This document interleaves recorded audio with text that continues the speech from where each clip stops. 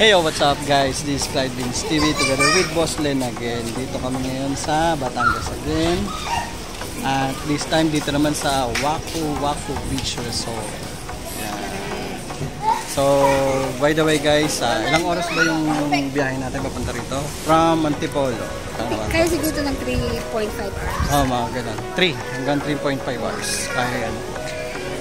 Ganda naman yung ambience. Yes, totoo naman. Ganda. Papunta mo yung likod namin. Yan yung beach. Tapos may pool. So, stay put lang guys. Intro muna tayo.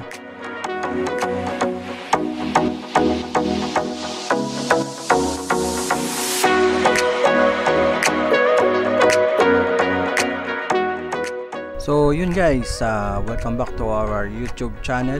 This is Clyde Vince TV. We are now traveling to Lian, Batangas together with my wife, Boss Len, and with the kids. And kasama rin natin ang family ng aking Boss Len, ang Icho family, together with the Taborlupa family. And bago tayo magpatuloy sa ating content, nais ko muna nga magpasalamat at i-shoutout ang ating major sponsors, si Tito Bong at saka si Tita Apple. And shoutout din nga pala sa lahat ng mga nag-prepare ng ating pagkain, sa aking Boss Len at sa aking hipag na si Ate Jeng, at syempre sa mga kapatid ni Apple. Salamat sa napakasarap na handa ninyo. Kung wala kayo, gutom kami. Thank you. Okay, let's start with the preview kung paano makapunta sa Lucky Waku Waku Beach Resort dito sa Lian, Batangas. So from Manila, dadaan tayo ng SLEX, mag-exit tayo ng Mamplasan exit going to Calax. Then from Calax, lalabas tayo ng Santa Rosa Tagaytay Road.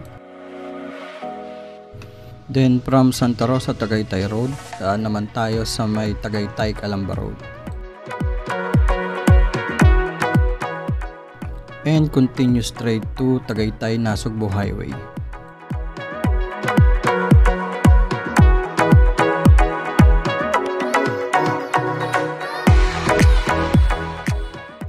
And from Tagaytay Nasugbu Highway, kakaliwa tayo ng JP Rizal Street.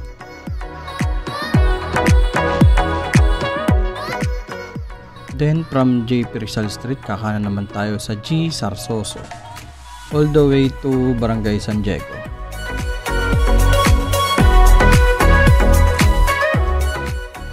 And pagdating sa may Barangay San Diego, diretsuhin lang ang kalsada at magtiwala lang kay Waze at tutumbukin nyo na ang Lucky Waku Waku Beach Resort.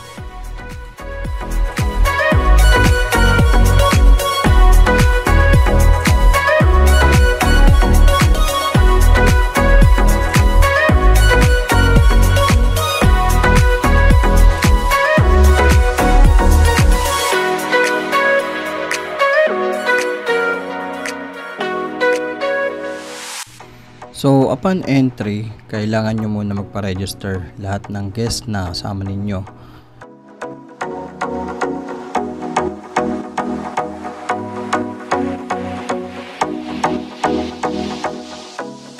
And after ng registration, bibigyan kayo ng waterproof na bracelet para alam nila na kayo ay guest dito sa Waku Waku. And then after that, pwede nyo nang ibaba yung mga gamit nyo at ilagay sa cart. Yun yung isa pang nakita kong maganda rito sa Waku Waku. Bali may cart sila na paglalagay nyo ng gamit, tapos may tao sila na maghahatid dun sa mismong room ninyo.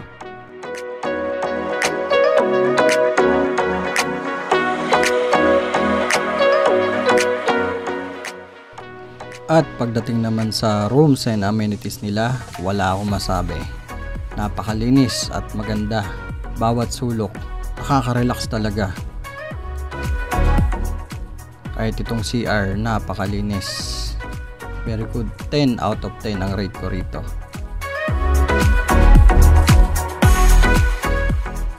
Uy, meron pang isang maganda. Ito.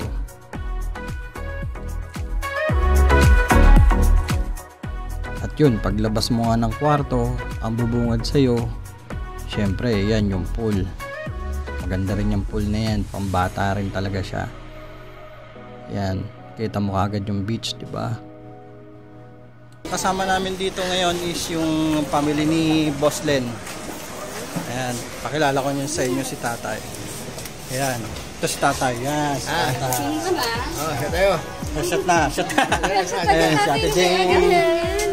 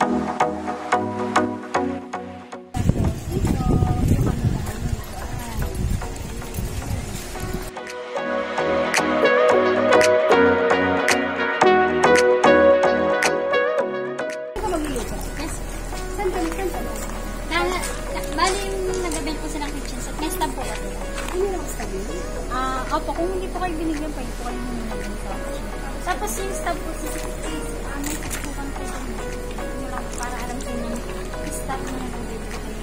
Anong stop na? Ano lang po yung room name lang po. Hindi po kami ba sa patuloy? Hindi po binibigay po naman kasi. Daling ko pa ba yun o pupunta ba yan? Opo, punta na lang. Kaya kunin natin yung stop. Ito na yung killer sa kayong kalan. Ano lang? Dyan lang. O sige, lalagay ko dito.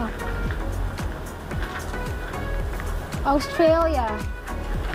So, pag bibigyan ka ng ganito, pag nag-avail ka ng kitchen, saka ng griller. Ito yung griller, kitchen.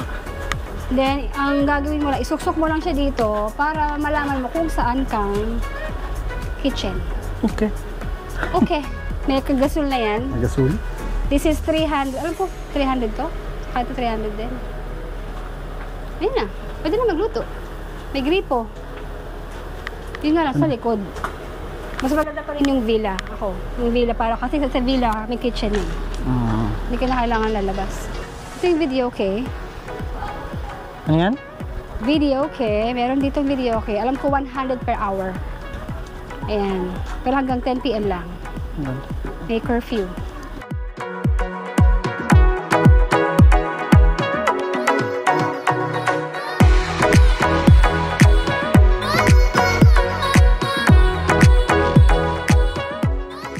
Ito naman yung kanilang restaurant. Ito yung mga menu. Lika. Ayun na.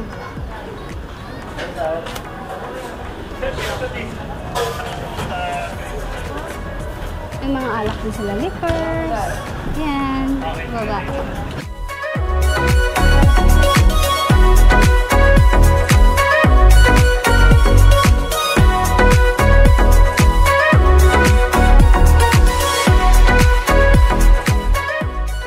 Ito na yung kanilang beach. May volleyball net. Pwede ka maglaro. Kung nilalamig ka na, pwede ka sa kanilang kawa. Yan. Kung malamig ang iyong Pasko, dito ka. Yan, sige, dito ka na. Hindi malamig ang Pasko ko, no? Ayan, ito na yung aming financer. Ayun yung financer namin. Mom, pag malamig ang Pasko, magdito ka sa kawa. Ito yung, di ba ito nilalagyan na ano, ng... Alin?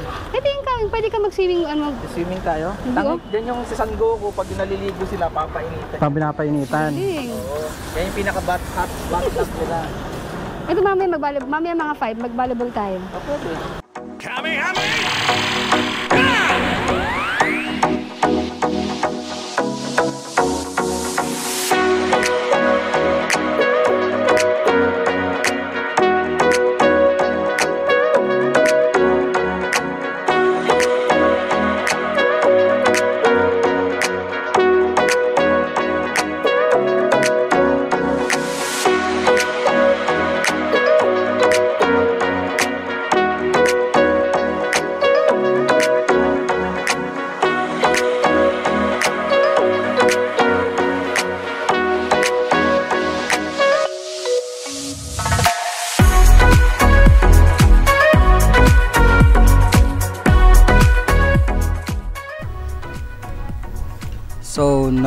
Here are the rooms and their room rates para makapamili kayo bago kayo mag-book. Sinisigurado ko sa inyo, sulit ang ibabayad nyo dito. Relaxing yung ambience, safe yung paligid.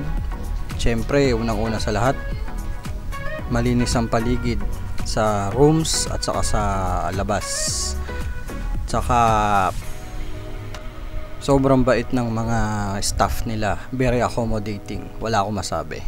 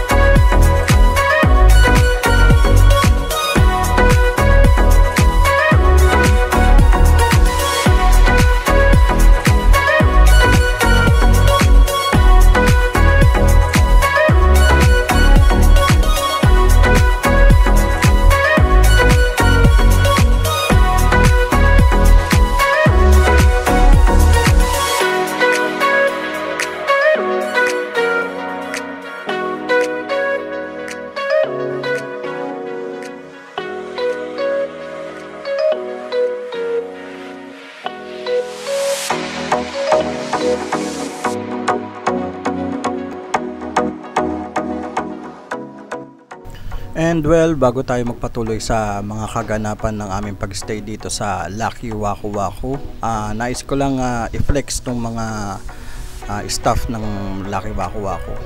Shout out sa mga mababait at very accommodating at masisipag na staff ng Waku Waku, sa mga lifeguard, sa mga utility at saka sa security guard.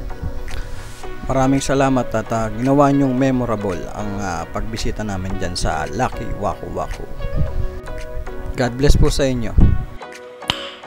Nice.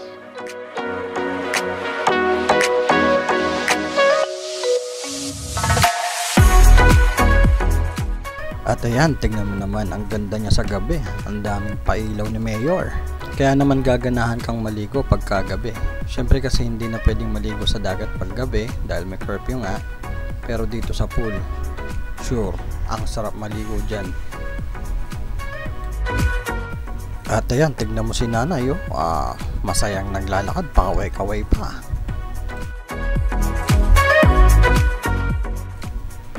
At ayan na nga, nagsimula na ang masayang tagayan nila tatay at saka papa ni Apple. Nandyan din si Bilas June at saka si Tito Pet. Shoutout sa inyo.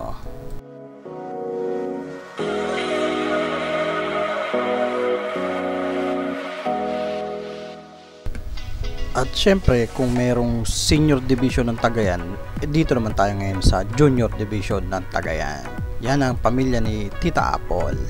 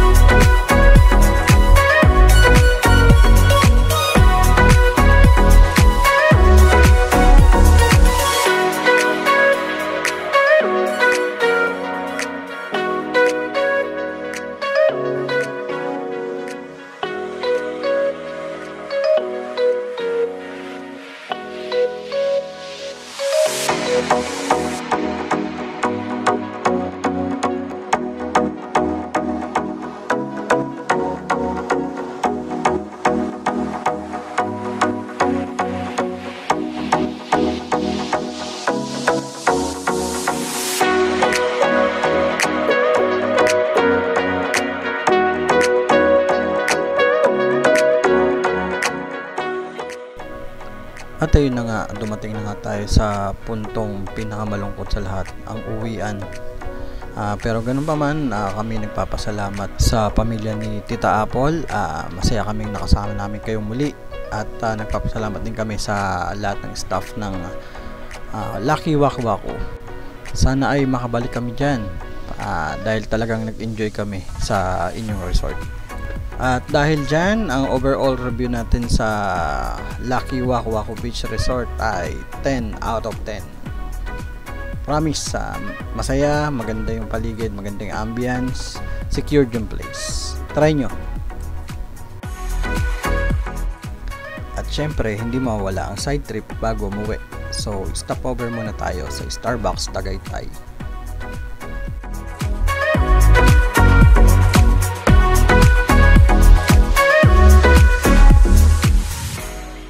So this is it guys, thank you for watching our video and we hope you like it.